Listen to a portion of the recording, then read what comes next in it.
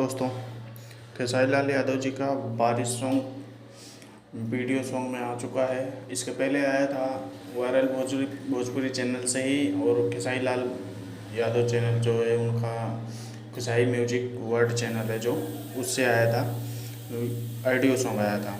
इस बार पूरा video song आ चुका है वायरल भोजपुरी चैनल पे। वो बारिश सॉन्ग का ऑफिशियल वीडियो आ चुका है। आप लोग जाइए और इस गाने को सुनिए। बहुत ही अच्छा इसमें एडिटिंग किया गया है। इस वीडियो को देख के आपको नहीं लगेगा कि ये भोजपुरी सॉन्ग है।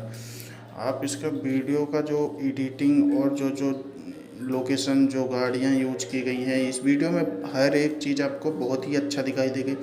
लड़की का फोटो भी, जो भी, यानी कि हर एक वीडियो, हर एक सीन आपको लगेगा ना ये भोजपुरी का है ही नहीं।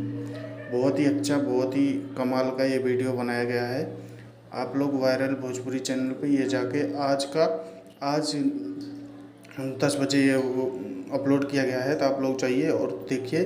और बहुत ही अच्छा है ये गाना सैड सॉन्ग है, बहुत ज़बरदस्त है, सुनने में भी बहुत मज़ा आया। सैड सॉन्ग है जिस हिसाब से है, बहुत अच्छा गाना है। तो दोस्तों चलता हूँ। आगे की ऐसी वीडियो के लिए हमारे चैनल को ज़रूर सब्सक्राइब करें। धन्यवाद।